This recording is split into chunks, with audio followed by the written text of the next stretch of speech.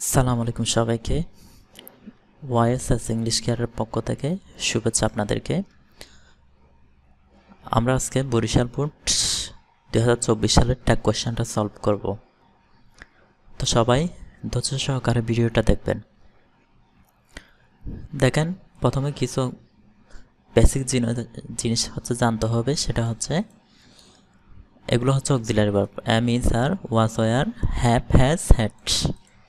আর কতগুলো modal auxiliary verb আছে: shall, should, will, would, can, could, may, might, need, dare, must, ought to, used to। আর কিছু হচ্ছে negative word আছে: no, not, none, nobody, no one, nothing, hardly, seldom। এরপর কিছু do verb আছে: do, does, did. সেখানে প্রথম do does হচ্ছে present form এবং ডিড হচ্ছে পাস্ট ফর্ম। তো দেখেন, প্রথম যে সেন্টেন্সটা আছে, ইন্ডাস্ট্রি ইজ দ্য কি টু সাকসেস। তা আমরা ট্যাগ কোয়েশ্চেন করার সময় প্রথমে যদি অক্সিলারি ভার্ব থাকে আমরা সেটাকে আনবো। তাহলে ইজ আছে, ইজটাকে আনলাম। বাক্যে নট নাই, আমরা একটা নট আনবো। ইন্ডাস্ট্রি, তো ইন্ডাস্ট্রি অর্থ হচ্ছে পরিশ্রম। পরিশ্রম হচ্ছে সাফল্যের চাবিকাঠি। তো পরিশ্রম যদি এটা মানুষ না হয়, অন্য কোনো কিছু বোঝায়, তাহলে আমরা প্রনাউন হিসেবে ইট ইউজ করব। তো এটা ট্যাগ কোয়েশ্চেন হচ্ছে ইজন্ট ইট। তার পরবর্তীটা দেখব। দেখেন, দ্য ইন্ডাস্ট্রিয়াস আর প্রসপারাস।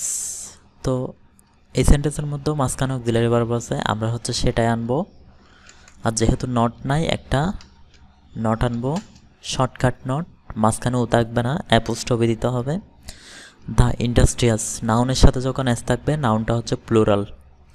তাহলে আমরা পরিশ্রমীরা কেমন, এদের জন্য দে ইউজ করব। তাহলে আরন্ট দে। তো এটাকে আমি একটু আন্ডারলাইন করে দিচ্ছি। এরপরটা দেখেন, দে হার্ডলি সাফার ফ্রম পভার্টি। এখন দেখেন, হার্ডলি হচ্ছে একটা নেগেটিভ ওয়ার্ড। আমরা প্রথমে পড়ানোর সময় কতগুলো বেসিক জিনিস দেওয়ার সময় সেখানে হার্ডলিটা দিয়েছিলাম।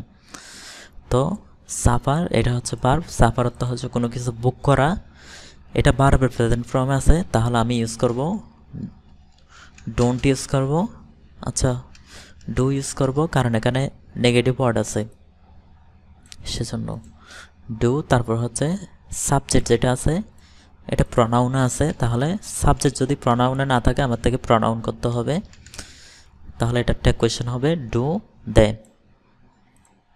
এরপর অন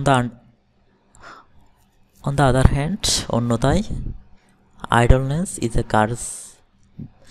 বেকারত্ব হচ্ছে একটা অভিশাপ। এখন দেখেন, বাক্যের মধ্যে ইজ আছে অক্সিলারি ভার্ব, তাহলে আমরা ইজটা লিখবো প্রথমে। তাহলে যেহেতু বাক্যে নট নাই, একটা নট ইউজ করব। আইডলনেস অর্থ হচ্ছে অলসতা, যেহেতু এটা কোনো মানুষ না সেজন্য আমরা এটা প্রনাউন হিসেবে ইট ইউজ করব।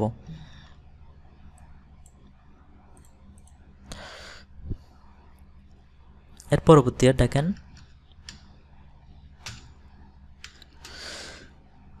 দ্য আইডল, যখন কোনো একটা অ্যাডজেক্টিভের আগে দা থাকবে তখন সেটা কিন্তু নাউন হয়ে যাবে। দ্য আইডল মানে হচ্ছে অলসরা, আর নাউনটা হয়ে যাবে প্লুরাল। আর সেলডম হচ্ছে নেগেটিভ ওয়ার্ড। প্রসপার, এটা হচ্ছে ভার্ব।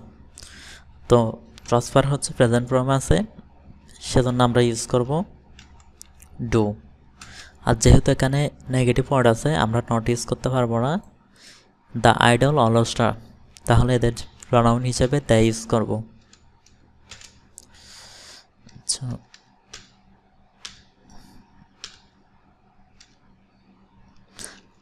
তাহলে দে একটু আন্ডারলাইন করে দিচ্ছি। তাহলে এটা ট্যাগ কোয়েশ্চেন হবে ডু দে। তো সবাইকে অসংখ্য ধন্যবাদ ভিডিওটি ধৈর্য সহকারে দেখার জন্য। যারা এখনও আমার চ্যানেলটি সাবস্ক্রাইব করেন নাই অবশ্যই সাবস্ক্রাইব করে ফেলবেন। আমার চ্যানেলে ইংলিশ বিভিন্ন টিউটোরিয়াল পেয়ে যাবেন প্রায় প্রত্যেকটা ক্লাসের। তো সবাইকে ভিডিওগুলো দেখার জন্য রিকোয়েস্ট করা হচ্ছে। সবাইকে আসসালামু আলাইকুম ওয়া রাহমাতুল্লাহ।